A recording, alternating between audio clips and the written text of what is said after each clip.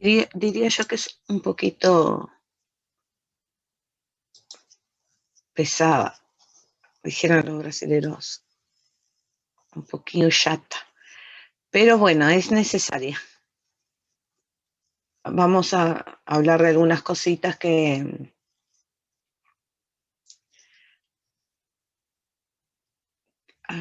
déjenme ver una cosa.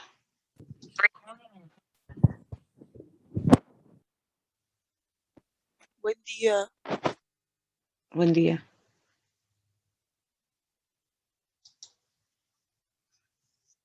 No estaba mirando si esta clase ya no estaba grabada para después subirla. Bueno, nada, seguimos. Hoy vamos a hablar un poco de cómo está formado el cerebro, porque para poder después hablar un poquito de las áreas que se ocupan de, por ejemplo, toda nuestra parte motora, nuestra parte sensitiva. Estuvimos hablando el otro día, ¿no? Nombré varias veces de la parte motora, de aquellos haces y fascículos que descendían, de los ascendentes que eran la sensitiva. Pero vamos a ver un poco la anatomía de esto para poder entender más la fisiología. Bien. Entonces, los hemisferios cerebrales. Recuerdan que habíamos hablado que teníamos dos hemisferios, ¿no? Que era simétrico nuestro cerebro, estaba dividido en dos partes iguales. Y esta se unía en su parte central. Entonces, como les decías, se unen o se separan acá. Están separados por la fisura longitudinal cerebral, que está del medio, y del mesencéfalo, o sea, la parte de abajo, por lo que se llama fisura transversal cerebral. Transversal quiere decir algo en este sentido, como estamos. Horizontal. Ahí va, como estoy mostrando con la flecha. Bien, el cerebro es liso hasta lo que es el tercer mes de vida. Hasta el tercer mes de vida esto es liso, ¿sí? Luego se pliega a medida que el feto se va desarrollando, ¿no? Esto tiene que crecer, esa masa. Entonces, para poder caber dentro de lo que es el cráneo, lo que hace es plegarse para poder tener mayor superficie, pero ocupando el mismo espacio. A medida que se pliega, va formando lo que llamamos surcos, que van a delimitar lo que se llama circunvoluciones o giros. Algunos surcos son más profundos que otros. Ustedes observan acá, algunos son más profundos que otros, ¿no? Bien, se llaman cisuras y van a delimitar zonas también, lo que serían lóbulos, que ahora vamos a ver qué es también. En cada lóbulo hay surcos que son menos profundos, como acá les mostraba, que delimitan también algo que se llama circunvoluciones o giros. Esta es la cara externa.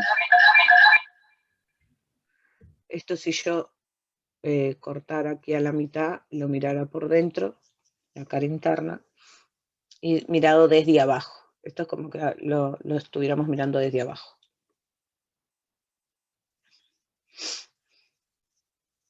Bien, la cara externa. Esta cara es la que va a estar contra la bóveda craneal, ¿verdad? Y todo esto va a estar cubierto, ya dijimos, por las meninges. Entonces vamos a ver lo que son los surcos principales que tiene este cerebro. Tenemos el surco lateral. Lateral quiere decir hacia los lados, ¿no? O cisura de Silvio, aquí la tienen, es esta. Acá la tienen marcada. Bien. Y yo todo esto que está acá lo voy a ir como medio resumiendo, porque no los voy a aburrir tanto con esta parte. Se origina, va hacia. Ustedes eso después lo van leyendo y van tratando de comprender, porque es una descripción nada más de la figura. Por ejemplo, acá. Se origina en la cara inferior. ¿Sí? En esta figura no se ve, pero viene desde acá abajo, la parte inferior, y se dirige hacia afuera, cruzando lateral, de forma lateral oblicua, no es una cosa recta, no es oblicua, hacia atrás, termina bifurcándose a nivel del lóbulo parietal, ¿sí? Y va a limitar, como dice, con el lóbulo frontal, parietal, hacia abajo con el lóbulo temporal. ¿Ustedes ya vieron en huesos la parte de cráneo? Sí. Sí. Entonces, cuando yo digo frontal, parietal, occipital, no es nada raro para ustedes. No, ya sabemos dónde está. Genial. Bien. Luego tenemos la cisura de Rolando. Aquí está en azul, ¿sí? Que se origina por encima, o sea, por aquí, por encima de la cisura de Silvio. Y luego también se dirige en oblicuo, ¿sí? Hacia el borde superior del hemisferio. Hacia adelante va a limitar con el lóbulo frontal y hacia atrás, hacia esta zona, limita con el lóbulo parietal. Está ubicado entre lo que son circunvoluciones central y poscentral, que ahora la vamos a ver. Y por último, aquí atrás... Isabel, sí. Perdón, capaz que ahí hay dos nombres, Rolando y Sí. Ronald. Se ve que quedó corregido. Yo qué sé, el corrector o algo así, o se escribió mal, perdón. Sí, Ronaldo dice. Pero no es el jugador de fútbol.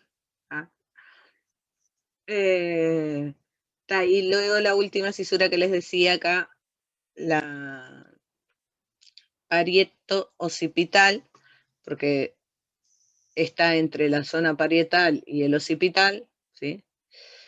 Y bueno, es esa tercera cisura. Bien, hay un lóbulo más acá que se llama lóbulo de la ínsula, que nosotros en esta figura no lo vemos. Es profundo ese lóbulo, ¿sí? Hay que abrir, hay que separar, ¿no? Y es un lóbulo de forma triangular, hay que imaginárselo, situado en el fondo de lo que es la cisura de Silvio, ¿sí? Teníamos la cisura de Silvio, acá separamos y vamos a tener el lóbulo de la ínsula. ¿Eso es un triángulo, se supone? Sí, según los que describieron los libros de anatomía es un triángulo. Por eso les digo, hay que imaginárselo. Viva la imaginación, chiquilina. Sí. Bien, la cara interna. Entonces cuando cortamos a la mitad y vamos a mirar la cara interna. Tiene también surcos principales, ¿sí? El surco del cuerpo calloso. ¿Se acuerdan que yo les nombré la otra vez la otra clase del cuerpo calloso? Es todo esto. Bueno, esto en negrito, ese de acá es el surco del cuerpo calloso, que no está señalado, se los digo, ya va quedando grabado. El surco del cíngulo o cisura callosa marginal, ¿sí? Es este aquí, que luego se va a continuar con el surco paracentral. Y tenemos el surco parietocipital. Vieron que los surcos son más profundos acá, cuando lo vemos por la cara interna. Y el calcarino. Esos surcos, estos otros surcos delimitan, o sea, van a Surco limitar marginal, dijo, ¿dónde está? acá. Acá, del cíngulo. O calloso marginal, ¿tá? Es el del surco del cíngulo. Es este. Adentro tienen el del cuerpo calloso, acá el cíngulo o calloso marginal, porque está por un poco más afuera que el calloso. Bien. Y estos, estos surcos, lo que van a hacer es ahora delimitar los giros y circunvoluciones que estuvimos hablando, todo ese plegamiento que ocurre, ¿no? Entonces, van a tener lo que es la circunvolución del cíngulo, ¿ah? La del lóbulo parietal, que es acá, no dice. No, pensé que no estaba tipo en la flechita. Esta es la frontal medial. Está como en el medio. Me perdí dónde andaba yo. Acá. El lóbulo paracentral es el que va a unir a las circunvoluciones postcentral, o sea que queda por detrás de lo central, y pre, que es justito antes de la precentral en la cara interna. La precuña, aquí la tenemos, ¿sí? Y lo que es la cuña. Esas son las circunvoluciones, como esos plegamentos. Profe, en esa imagen ahí que usted está mostrando, ¿la Mm. parte frontal es a la izquierda o a la derecha? Aquí. Ah, bien, bien, bien. Esto es la parte más occipital. Sí, sí.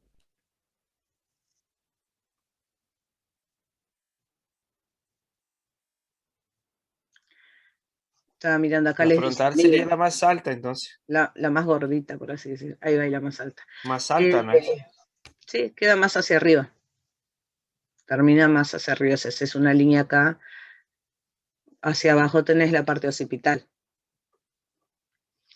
¿Qué les iba a decir? Que acá en la descripción, por ejemplo, si les entra alguna duda, cuando dice, por ejemplo, precuña, dice, es un lóbulo cuadrilátero que está situado, da para imaginarse la forma cuadrilátero, que está situado entre el surco paracentral adelante y el surco parieto-occipital. Entonces, ¿se acuerdan que el occipital es lo que está en la parte de atrás? Cuando estudiaban los huesos, el hueso occipital estaba hacia atrás. Por ahí pueden guiarse si les entra alguna duda. Bien, y en la cara inferior está formada por lo que es el lóbulo frontal, esto sería lo frontal, el temporal y lo occipital en amarillo. A nivel frontal tenemos lo que son el surco olfatorio y los surcos orbitales, ¿sí? Las circunvoluciones rectas y circunvoluciones orbitarias, que tiene que toda esta parte está relacionado, después vamos a ver justamente con la parte olfatoria y también la parte de visión. Luego, a nivel lóbulo temporal y occipital, vamos a tener lo que era el surco antero-posterior, que ahora surco antero-posterior, ni yo lo encuentro para ver cómo está señalado. Acá. Acá tenemos el occipito temporal, que quiere decir que está entre lo temporal y lo occipital. El colateral,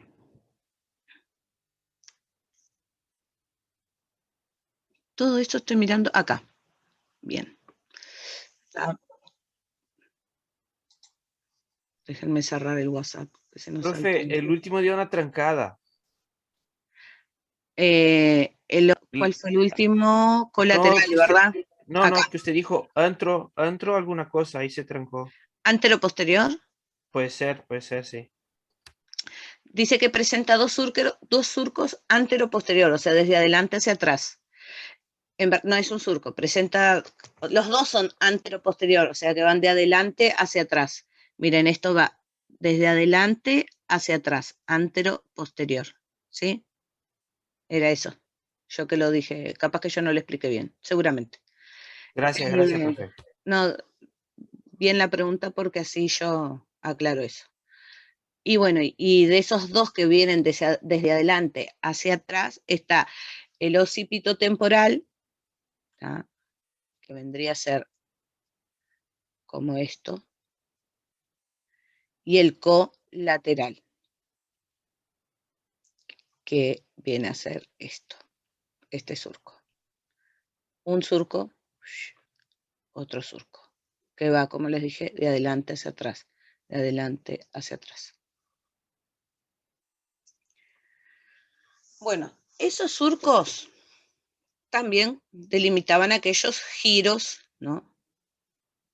Todo ese plegamento, y se divide como en grande 4 giros, que son, después se los dejo, ustedes les dejo acá para que lo vayan mirando y lo vayan ubicando, pero son el occipito temporal medial, acá está señalado, que es este gordete acá, el de mismo nombre, pero ahora lateral, ¿sí? Que queda hacia al lado, el giro lingual y el giro parahipocampal.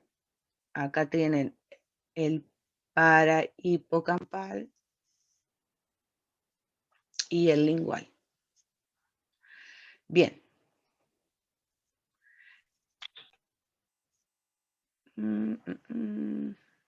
Esto no. Me interesa ir llegando más a estas partes. Bien, y el límbico, que era aquel que estaba como, había que separar para poder verlo. Ah, no, ese era el de la ínsula, perdón. Bueno, llegamos al lóbulo límbico, que ese está así formado por varias estructuras que sí que nos interesan mucho. Entre ellas tenemos lo que es el hipocampo, que eso es una formación, el hipocampo es una formación de sustancia gris, ¿sí? Como dice, formada por diferentes partes, ubicado en lo profundo de la parte lateral de la cisura transversa del cerebro. Es una parte importante del sistema límbico porque desempeña un papel importante ¿en qué? En el aprendizaje, en la memoria, en las emociones y orientación espacial. O sea que de todo esto que vimos, en lo profundo está esta zona de sustancia gris, ¿sí? Que se llama hipocampo. ¿Y por qué es tan importante? Esto sí, está bueno que se acuerden. Porque... Eso es lo que le falta al mío. Ay, yo creo que, bueno, a mí también te diré, que yo creo que con los años, no sé qué pasa ahí. Entonces, está esa zona importante del aprendizaje, la memoria, emociones y orientación espacial. Ahora sí, vamos a lo que nos interesa. O sea, todo aquello que es más bien para que ustedes lo tengan y vean de que es bien complejo, cómo de alguna forma todo en nuestro desarrollo, el cerebro va adquiriendo todas esas formas para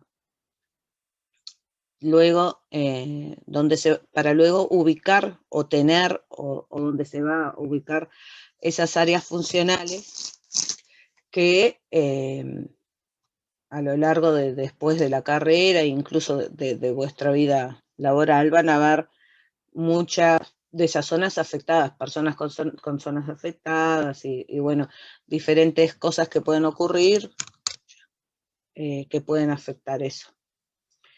Entonces vamos a las áreas funcionales. Bien, la corteza es la sustancia gris que cubre la superficie de los hemisferios cerebrales. ¿Se acuerdan que en un momento yo les hablé? Teníamos toda la corteza, que era aquella sustancia gris. En la corteza ocurría un montón de cosas, ¿no? Como, por ejemplo, la percepción, la imaginación, el pensamiento, el juicio y la decisión de las sensaciones, ¿no? Es donde se originan y rigen también los movimientos voluntarios. Y allí, en ella, también ocurre, como dice ahí, las funciones más elevadas del cerebro, que son las intelectuales. Esas actividades presentan centros específicos adentro del cerebro. No es que están dispersos, sino que hay zonas donde específicas para como que se ubica lo que es el comando, por así decir, de esa zona, de esas funciones. Entonces vamos a tener las áreas motoras, las sensitivas y sensoriales, psíquicas, la de expresión, como la del lenguaje, y la vegetativa. Bien. Entonces, las motoras. Centros de la motilidad voluntaria. Tenemos, ya también algo habíamos nombrado, que hay lo que es una motilidad voluntaria y otra que nosotros tenemos involuntaria. ¿Sí? La voluntaria está ubicada en la corteza prefrontal, ¿sí? En la zona por delante de nuestro cerebro, pero no bien adelante, por eso dice prefrontal. Da origen a la vía piramidal o córtico espinal. Vamos a ver qué se sabía. Deme un segundo.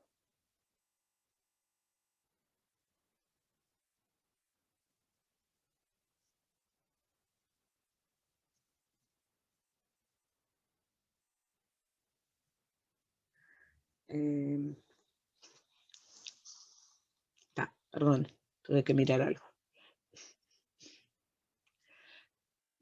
¿Qué les dije? La corteza prefrontal. Bueno, la corteza prefrontal, sí, es la zona de adelante del cerebro.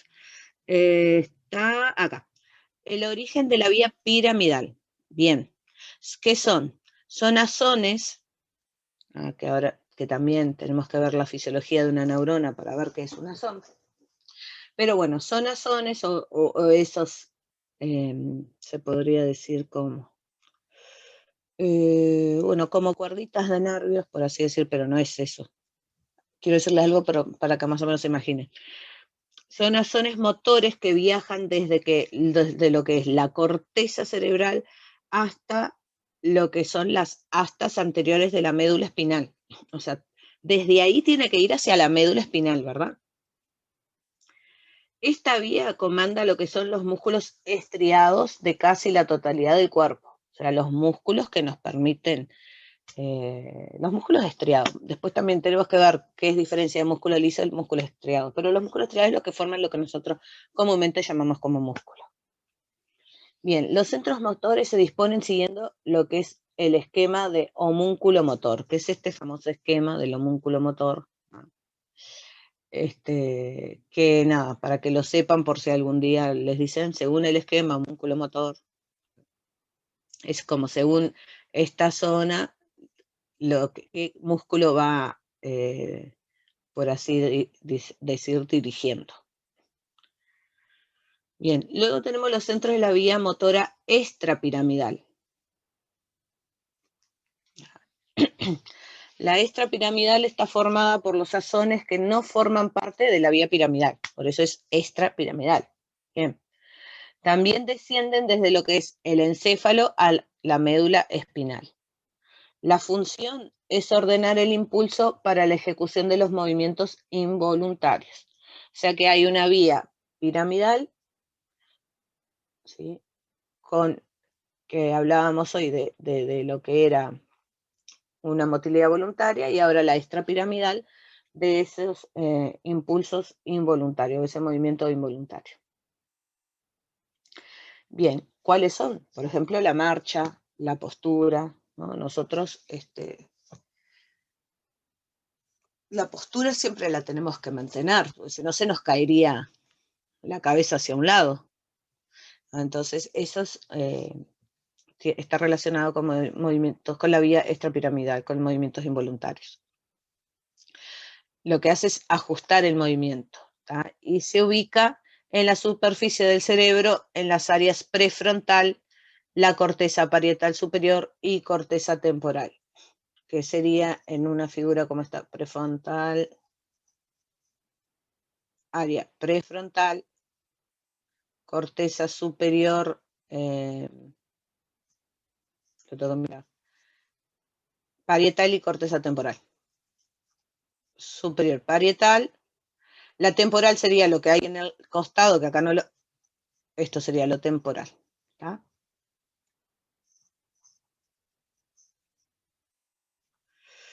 Y tenemos el centro óculo-céfalo-giros. ¿Qué es esto? Ese centro controla los movimientos conjugados de la cabeza y los ojos. ¿Ah? Ya por el nombre, óculo. Situado en el pie de la corteza frontal mediana y giro angular. O sea, como en la parte medial de la corteza frontal y lo que formaba el giro angular. Estas son las localizaciones motoras. Luego, localizaciones sensitivas. ¿Ah? Está formado por centros receptores que se dividen en 3 categorías, ¿sí? El área somatosensitiva, somatopsíquica y tactognóstica. La primera está relacionada con la percepción consciente, ¿sí? Ubicado en la parte anterior de la corteza postcentral, o sea, en aquella, aquí, vamos a la figura, más fácil. Esto sería como algo sobre esta zona postcentral, por detrás de la zona central, ¿sí? Me pasé.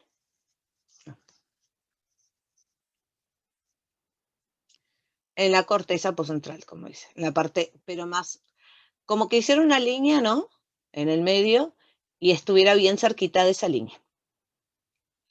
Por detrás de ella, pero cerquita de ella. Eso sería ubicado en la parte anterior de la corteza postcentral. Luego el área somatopsíquica, que está relacionada con la adaptación de la sensación a su objeto, ¿tá? Que esta está por detrás de esa postcentral. Y la área tactognóstica, que es la que relacionada al reconocimiento de objetos percibidos por el tacto, ¿sí? Y está sobre el pie, como dice ahí, de los lóbulos parietales, aquellos que están hacia nuestros lados, hacia los lados laterales. Esto era sensitivas. Luego tenemos las localizaciones sensoriales. Son las que reciben, ¿se acuerdan? Recibían y procesaban información de los órganos, de lo que venía del exterior, ¿no? En este caso, órganos de los sentidos. El área olfatoria, área auditiva, área visual, gustativa. Bueno, esto no es, capaz que no es necesario que sepa, capaz no les voy a preguntar en el parcial dónde se ubica el área olfatoria para que me digan en el extremo anterior del uncus de la corteza para-hipocampal. No, de eso no. ¿Ah? Pero sí es bueno que ustedes sepan las áreas, que dentro de lo sensorial existe un área olfatoria, un área auditiva, visual, gustativa. ¿No? ¿A qué se relaciona? A ver, esto no les tengo que decir. Olfatoria, auditiva, Brillante. visual. Ah. Y luego tenemos localizaciones psíquicas, ¿sí? Ahí ya lo dice, son difíciles de ubicarlas y se encuentran en estudio, porque es dentro de lo que es el sistema nervioso.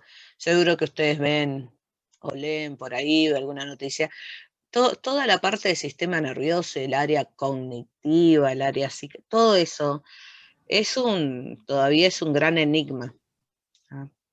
Entonces, como dice, se encuentra en estudio, pero de lo que se sabe, sabemos que hay un área del esquema corporal, o sea, lo que permite tener una imagen de nosotros mismos, un área de la previsión y de la liberación, ¿tá? Un área de emociones y un área de memoria.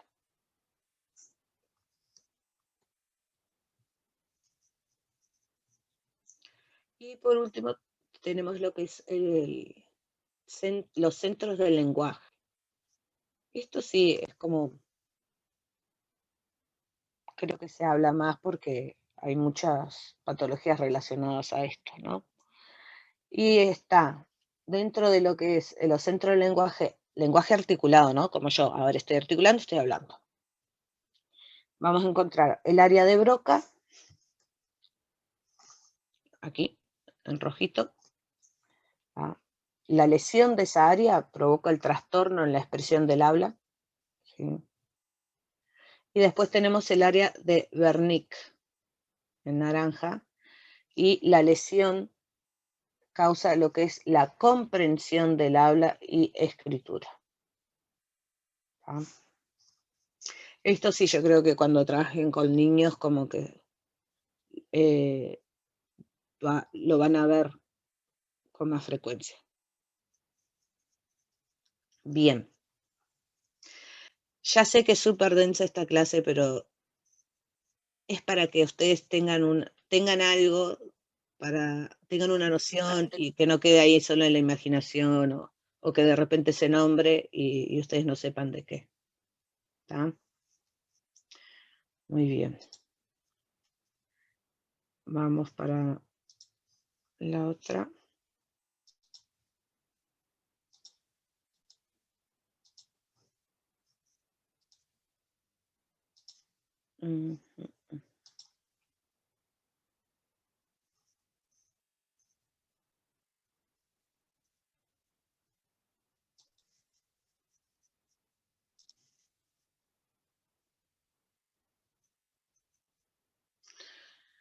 Bueno, y entraríamos hoy a lo que es, ahora sí, a la fisiología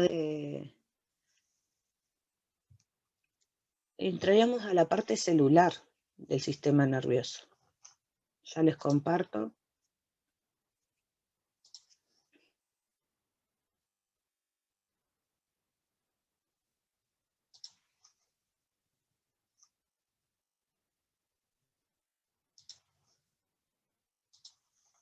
Ahí. ¿Sí? Entonces estoy moviendo como toda esa parte ahí súper rara, que yo sé que para muchos difícilmente se hubiera hablado en otro momento de eso. Y vamos a entrar a lo que es la fisiología de la neurona. Todo eso que vimos, esa masa gris, sustancia blanca, todo lo que dividíamos. Bueno, pero todo eso está formado porque todo tejido, ¿por qué se forma? ¿Qué es lo que forma los tejidos? Células. Eso, Células. las células. Entonces ahora vamos a ir a lo micro de todo esto del sistema nervioso, que son sus células. ¿No? Y las células del sistema nervioso están lo que llamamos neuronas y la neuroglía o glía. No solo hay neuronas. ¿No? ¿Qué es la neuroglía? Bien, esas neuronas que tanto hablamos y se hacen chistes y se habla de las neuronas, están sostenidas por un grupo de células que a diferencia de ellas, bueno, tienen otras funciones, ¿no? Mientras que la neurona cumple toda una función de excitación para poder transmitir impulsos, estas no. Y se las llama neuroglía. Las células de la neuroglía son en general más pequeñas que las neuronas, ¿eh? Y a su vez son más numerosas que las neuronas. Las principales células son astrocitos, oligodendrocitos, ependimarias, células de Schwann, células satélites y microglía. Y vamos a ver cada uno. Aquí tienen los astrocitos. Y aquí les puse una figura de un corte donde se utilizó una tinción para que pudiéramos verlos. ¿No? Son pequeñas células, como dice ahí, de aspecto estrellado, como si fueran estrellas, ¿no? Que se encuentran en todo el sistema nervioso central, en toda esa masa que vimos. Bueno, ahí están todas esas células, los astrocitos, están ahí, ¿no? En todo el sistema nervioso central. Tienen funciones asociadas al soma y a las fibras. ¿Sí? Al soma, cuando se habla de soma, significa cuerpo, de lo que sea. O sea que van a proteger el encéfalo en sí, todo lo que vimos que hay ahí adentro de ese cráneo. Mantienen lo que es la homeostasis de iones y neurotransmisores, o sea, mantienen que haya aquellos valores necesarios de iones. Cuando hablo de iones me refiero a, por ejemplo, sodio, potasio, calcio, etcétera, ese tipo de elementos químicos que son necesarios, se llaman iones. Y neurotransmisores, por ejemplo, un neurotransmisor es la acetilcolina, que vamos a ver que son sustancias que permiten las transmisiones de información o de impulso nervioso entre una neurona y otra. Ya lo vamos a ver también. Y también forman tejido cicatricial. O sea, cuando hay una lesión del cerebro, estas pequeñas células, los astrocitos, son encargadas de ayudar a cicatrizar esa zona. También tienen una acción defensiva, de defensa. ¿Ellas qué hacen? Ellas quedan pegadas, se pegan a los capilares. Cuando hablo de capilares, estoy hablando de pequeñas arterias y venas, formando lo que se llama la barrera hematoencefálica. No cualquier cosa, no cualquier sustancia o cualquier sustancia puede entrar a nuestro cerebro. Hay algunas sustancias de nuestro cuerpo, que lo tenemos en nuestro cuerpo, pero que si llegaran a subir al cerebro, a pasar esa barrera hematoencefálica, son totalmente tóxicas para él. Entonces existe esa barrera que lo protege. Y también son buenas en lo que es síntesis de neuromoduladores. O sea, sintetizan algo que modula, ¿no?, que regula, ¿sí?, los neurotransmisores. Dice, en algunos casos producen también glutamato y GABA, que más adelante vamos a ver que son neurotransmisores. Y otra función, miren todas las funciones que tienen esas células, que nadie las nombra, porque solo hablamos de las neuronas.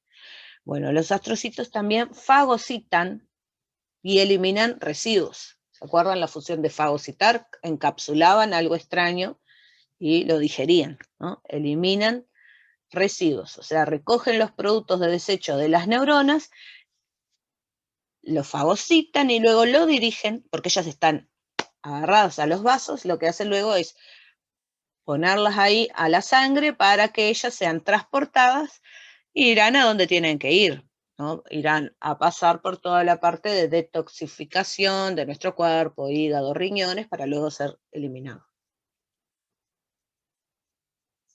Entonces aquí tienen otro esquema de los astrocitos. Miren, esto es un capilar, una arteria pequeñita, y miren cómo quedan ellas adheridas, ¿sí?, al capilar y por otro lado a la neurona, ¿sí?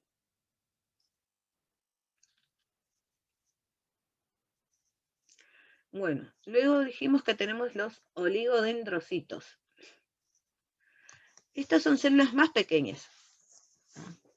No tienen tantas funciones como la anterior, pero su principal función es la síntesis de mielina y la mielinización de los azones de las neuronas del sistema nervioso central. Bueno, acá ya vamos entrando en lo que es una neurona. Esta es una neurona, ¿sí?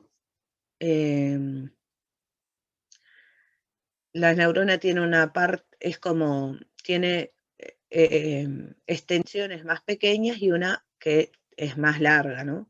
La más larga se llama axón, las más cortas se llaman dendritas. Esto sería como el núcleo, el cuerpo de lo que es la neurona, y bueno, y esta se forma de estrellas, era la que hablábamos hoy, de los oligodendrocitos, y luego estas más pequeñas, ¿sí?, llamadas, perdón, las otras eran astrocitos, estas son los oligodendrocitos, y miren cómo queda unida sus extensiones a las axón, ¿no? No están al cuerpo, sino al axón. ¿Por qué? Ellas van a sintetizar una sustancia que se llama mielina, y esa mielina es muy, pero muy, pero muy importante. Es un tipo de lípido que recubre ese axón y permite que los impulsos nerviosos puedan viajar de una neurona a otra a cierta velocidad y que no se interrumpa. Hay enfermedades relacionadas con esto. La arteriosclerosis, sí, la estoy tratando de pasar. Hay una película que se llama Un milagro para Lorenzo. Es una película muy vieja, pero fueron, si no me equivoco, eran argentinos.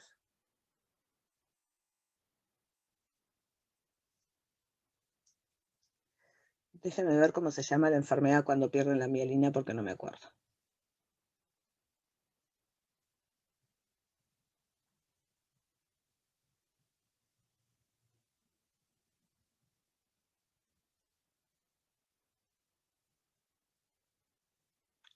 Bueno, lo googleo y no me sale, no puede ser. Pero tiene un nombre y es una enfermedad, infelizmente, es cada vez como la esclerosis múltiple. ¿Ah? Esclerosis múltiple se llama. Y bueno, les contaba que esa película la hicieron porque no había cura, no, sigue sin haber, pero ya está mucho más adelantado. Antes no había nada, ni siquiera una medicación que ayudara a eso. ¿Qué pasaba? Cuando ocurrió este proceso, la persona va perdiendo todas sus funciones motoras, o sea, todas. Es muy visible lo motor, pero en verdad se pierde todo porque las neuronas están en en varios tipos de funciones, ¿no? Como hemos visto. Y claro, toda esa conexión se va perdiendo y las funciones se van perdiendo también. Es bastante triste. ¿Y qué pasó? Este niño se le diagnostica esa enfermedad. Acá está. Estaba buscando la peli para contarles.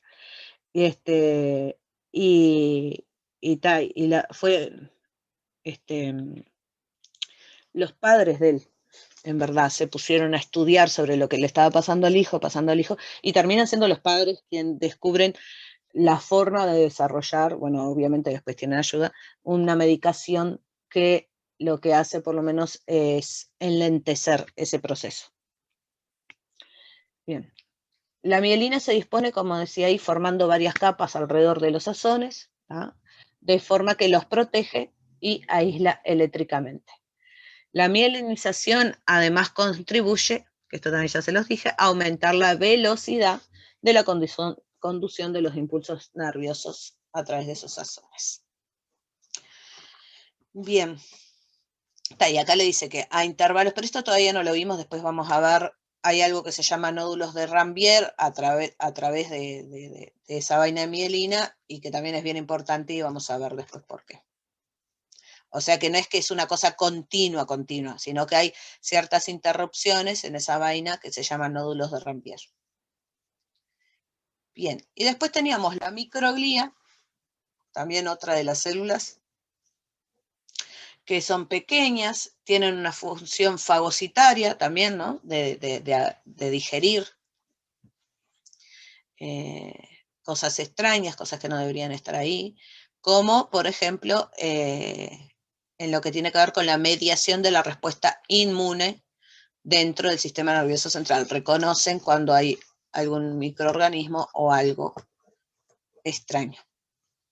Tenemos también las células ependimarias, ¿sí? Esas células son ciliadas, tienen cilios, como que tuvieran pelitos, ¿sí?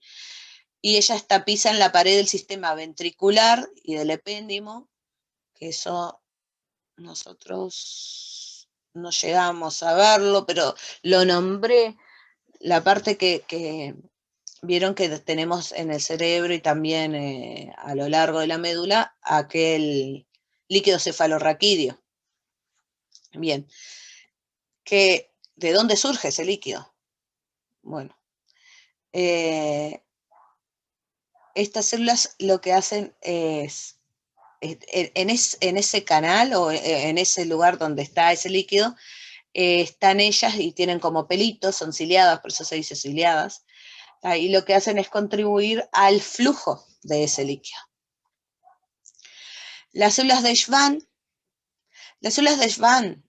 ellas tienen la misma función que estas que estuvimos hablando, que son los oligodendrocitos. Pero los oligodendrocitos van a segregar la mielina en el sistema nervioso central. Y las células de Schwann también van a estar allí después asociadas, como estas otras, a lo que es a la son de la neurona, pero en el sistema nervioso periférico, o sea, fuera de lo que es el sistema nervioso central, en el periférico. Esto es una pregunta siempre de parcial, que les dicen, por ejemplo, las células de Schwann se sitúan en el sistema nervioso central y la función es sintetizar mielina, y la marcan como correcta, y es incorrecta, porque sí sintetiza mielina, pero se encuentra en el sistema nervioso periférico. Y por último, las células satélites, que son células de soporte de las neuronas en los ganglios del sistema nervioso periférico. Porque no, ellas lo que hacen es darle sostén, soporte. Bien. Acá. Si yo hiciera un corte, ¿no? Si cortáramos, como en aquella imagen, el encéfalo o la médula espinal, algunas regiones ustedes van a ver, y yo ya se lo he nombrado, que son blancas, ¿no? De color blanco y brillante, y otras grisáceas, ¿no? Que hablamos de sustancias gris. Bien, la sustancia blanca corresponde a la sustancia del encéfalo y la médula espinal, que está formada por fibras nerviosas mielínicas y tejido neuroglial. Tejido neuroglial es aquellas células que no eran las neuronas, ¿verdad? De estas que hablamos. Y justamente ese color blanco viene por la mielina. Y la sustancia gris está formada por neuronas y las prolongaciones de estas, ¿sí? Fibras nerviosas mielínicas y amielínicas, porque tenemos algunas fibras nerviosas que no tienen mielina, y células gliales también. Su color grisáceo, como dice ahí, se debe a la escasez de la mielina. O sea, en verdad vamos a encontrar en ambas cosas similares, pero una se diferencia de la otra, la blanca por tener mayor contenido de mielina y la otra no.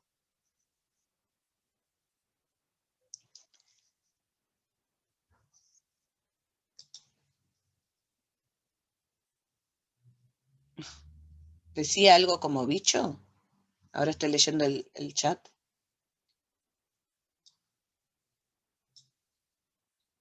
No, profe, esa es una gracia que hizo compañero. Bueno. No, digo, capaz que quedó algo mal. No, era por el nombre de la Sí, cesura aquella que había cambiado el nombre. La del Rolando y Claro, sí. Ronaldo. Es Rolando. Sí. Aparte justo Ronaldo, con la forma que no me gusta estos jugadores de allí.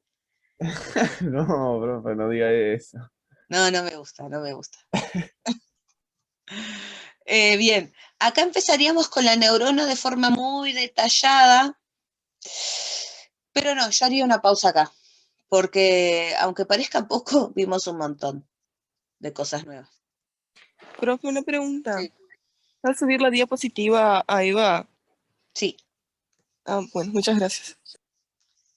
ya la subimos. Esta ya está, acá, la de hoy, la que vimos. Ah, bueno, está. Ah, ¿Tú no. por qué No, sacó no está, perdón. No un está. después? Perdón, No está. ahora sí va a estar. Y acá.